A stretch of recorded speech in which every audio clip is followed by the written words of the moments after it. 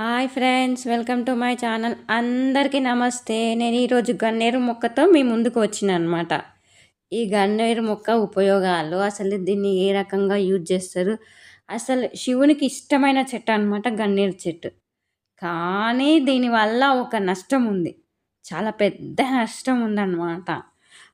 ఈ విషయాలు మనం తెలుసుకుందాం.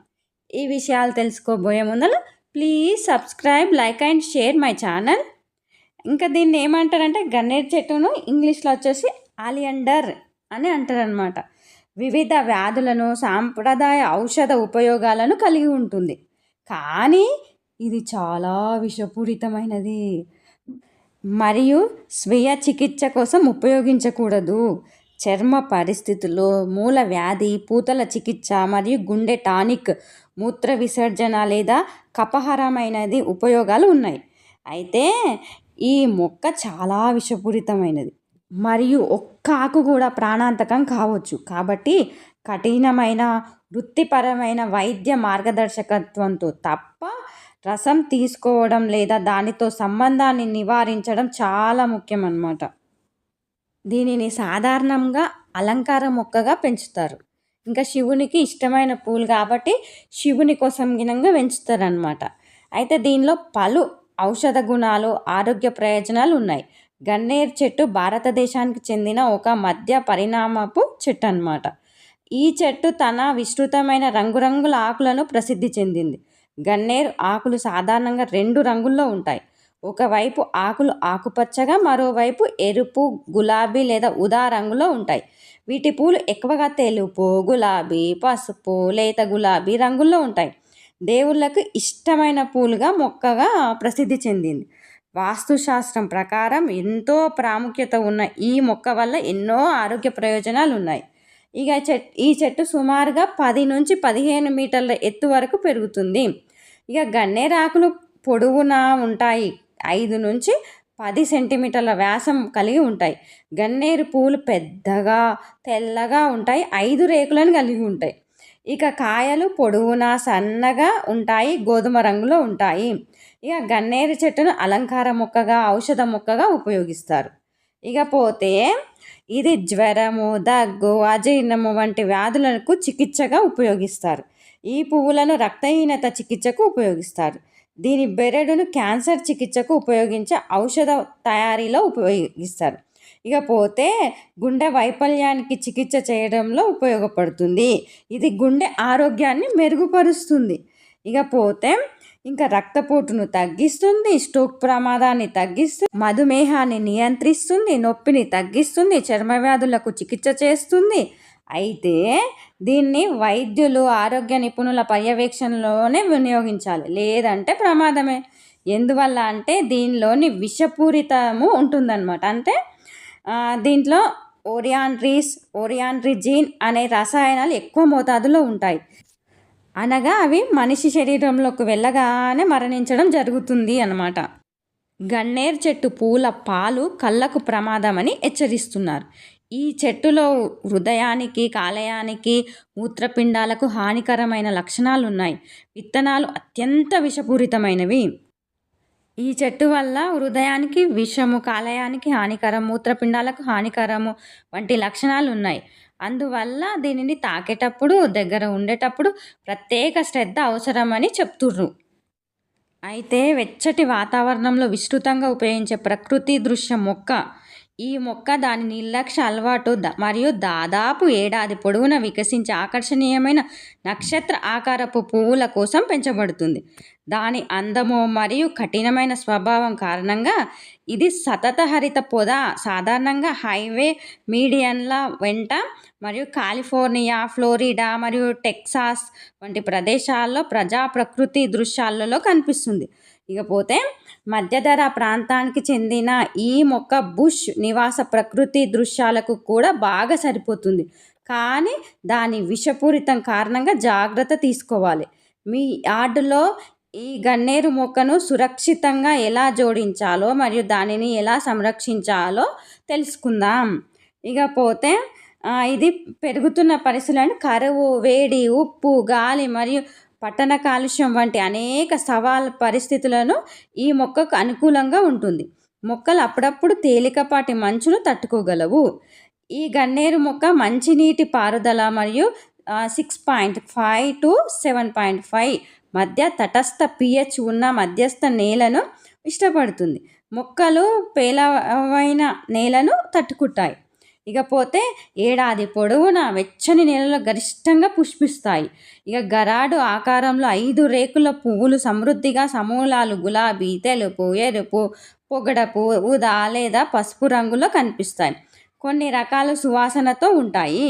ఇకపోతే 1.5 నుంచి 8 అంగుళాల పొడుగు ఉన్న సన్నని ఆలివ్ లాంటి ఆకుపచ్చ లేదా రంగురంగుల ఆకులు దృఢమైన కాండంపై పెరుగుతాయి.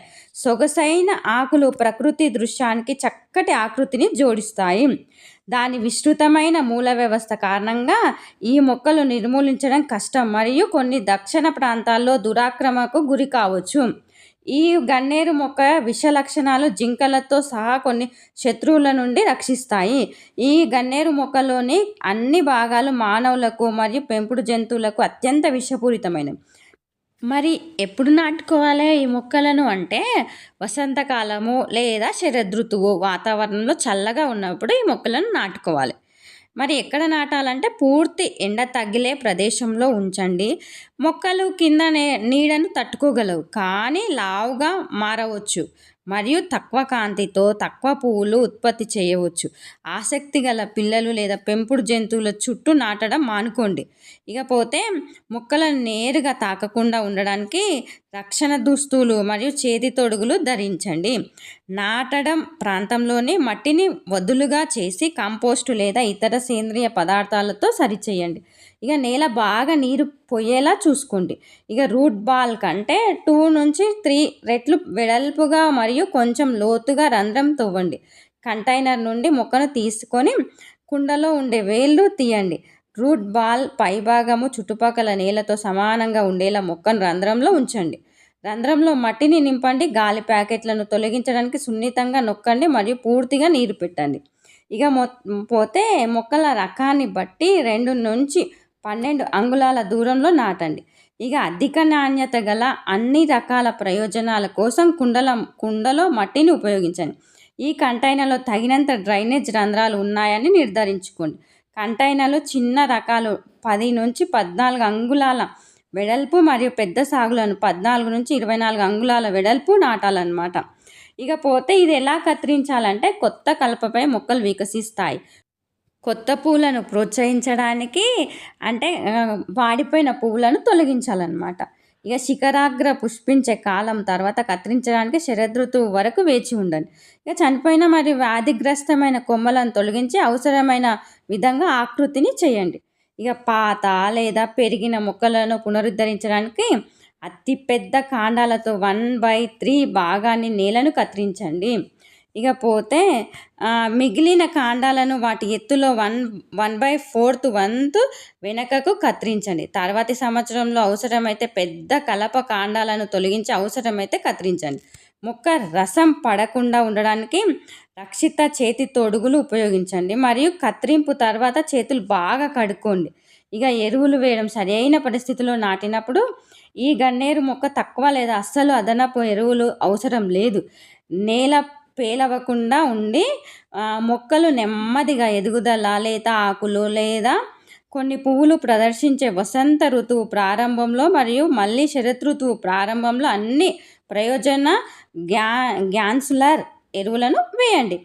వసంతకాలంలో కంపోస్ట్ పొరలతో మార్చ్ చేయండి. కంటైనర్ మొక్కల కోసం ప్రతి 4 నుంచి 6 వారాలు అన్ని ప్రయోజన గ్యాన్సులర్ ఎరువులు వేయండి. పోతే క్రమం తప్పకుండా నీరు పెట్టండి మరియు నీటిపారుదల మధ్య నేల ఎండిపోయేలా చేయండి. నీరు ఎక్కువగా పెట్టడం వల్ల ఆకులు పసుపు రంగులోకి మారడం లేదా వేరు కుళ్ళు తెగులు ఏర్పడవచ్చు అన్నమాట. అయితే కంటైనర్లను తరచుగా నీరు పెట్టడం అవసరం. ఇలా పెంచుకుంటే ఈ మొక్క చాలా ఏపుగా అందంగా ఎదుగుతుంది అన్నమాట. ఈ గన్నేరు ఆకులు పువ్వులు మరియు కాండం సహా మొక్క యొక్క అన్ని భాగాలలో ఈ విషం ఉంటుందన్నమాట. ఇది నోటి ద్వారా తీసుకుంటే ఎట్లా అవుతుందంటే నోటిలో మండుతున్న అనుభూతి, వికారము, వాంతులు మరియు విరేచనాలు, తల తిరగడం, నీరసం మరియు తలనొప్పి, ప్రాణాంతకం అయ్యే క్రమరహిత హృదయ స్పందనతో సహా తీవ్రమైన గుండె సమస్యలు, తీవ్రమైన సందర్భాల్లో మూర్ఛలు, కోమా మరియు మరణం సంభవించవచ్చు. ఇక ఒక ఎగ్జాంపుల్ చెప్పాలంటే ఆంధ్రప్రదేశ్‌లోని గిరిజన వర్గాల్లో సహా స్థానిక జనాభాకు సాధారణంగా ఈ మొక్క యొక్క విషపూరితమైన స్వభావం గురించి తెలుసు. అయినప్పటికీ దాని నియంత్రణ, సాంప్రదాయ, జాతి, వైద్య ప్రయోజనాల కోసం నిర్దిష్ట భాగాలకు ఉపయోగించవచ్చు. ఈ ప్రాంతంలోని వార్తా నివేదికలు తరచుగా ప్రమాదవశాత్తు లేదా ఉద్దేశపూర్వకంగా తీసుకోవడం వల్ల కలిగే ప్రమాదాలు హైలైట్ చేస్తాయి. దీని విషపూరితం గురించి ప్రజలలో అవగాహన బలోపేతం చేస్తాయి. ఇకపోతే ఈ ప్రమాదము ఉన్నప్పటికీ ఇది సంవత్సరం పొడవునా అందమైన పువ్వులు కలిగి ఉండడం వలన తోటల్లో, రోడ్ల పక్కన మరియు దేవాలయాలలో కనిపించే సాధారణ అలంకరణ మొక్కగా ఉపయోగిస్తారు. ఇక ఎవరైనా గన్నేరు చెట్లు ఏదైనా భాగాన్ని తిన్నట్లయితే అత్యవసర సేవలకు కాల్ చేయడం ద్వారా లేదా సమీపంలోని ఆసుపత్రికి వెళ్ళడం ద్వారా వెంటనే వైద్య సహాయం తీసుకోవచ్చు. అయితే నేను మీకు ఒక విషయం చెప్పాలా? నేను ఆ మధ్యన ఒక న్యూస్ పేపర్‌లో ఒక న్యూస్ చదివినాననమాట. అయితే ఒక గురువారము ఉదయం గన్నేరు పప్పు తిని ఒక ఆమె ఆత్మహత్య చేసుకుంది. అయితే ఒక ఆమె ఏం చేసిందంటే ఆమె భార్యాభర్తల మధ్యలో గొడవ జరిగింది. దీంతో ఇంటి వద్దనే ఆమె గన్నేరు పప్పు తిని పొలానికి వెళ్ళింది. అనంతరం కొద్దిసేపటికే నోటి వెంట నురగలు వచ్చి పడిపోయింది. అది చూసిన అత్త, భర్తలు సమీపంలో ఉన్న వారి సహాయంతో ఆసుపత్రికి తరలించిర్రు. అక్కడ వైద్యులు పరీక్షించి అప్పుడే ఆమె మృతి చెందినట్లు ధృవీకరించారు. విషయం తెలవడంతో పోలీసులు అక్కడికి వెళ్ళిర్రు. ఆమె ఈ గన్నేరు పప్పు తినడం వల్లనే మృతి చెందింది అని వాళ్ళకి చెప్పిర్రన్నమాట. విషయం ఏంటంటే ఒక అమ్మాయి లండన్ వెళ్దామని అన్ని ప్రాసెస్ కంప్లీట్ చేసిందనమాట. నెక్స్ట్ డే లండన్ వెళ్ళాల్సి ఉంది. ఆమె ఇంటి పెరట్లోకి వెళ్ళి ఏదో ఆలోచించుకుంటా ఈ గన్నేరు మొక్క యొక్క ఆ పువ్వును తీసుకొని నోట్లో పెట్టుకొని తిన్నది. ఆమెకు ఆ విషయం గుర్తే లేదు. రేపు ఫ్లైట్ ఎట్లా ఎక్కాలి ఇదే ఆలోచిస్తూ ఉందన్నమాట. ఇక అంతే ఇంట్లోకి వెళ్ళింది. ఏదేదో చేసుకుంటా నోట్లోకి వెళ్ళి నురగలు వచ్చి అక్కడికక్కడే పడి చనిపోయింది. లండన్ వెళ్ళాల్సిన ఆమె కాటికి పోయిందన్నమాట. అందుకే అవగాహన కోసమని నేను ఈ గన్నేరు మొక్క యొక్క విషయాల గురించి మీ ముందుకు తీసుకొని వచ్చిన. ఈ విషయాలు కనుక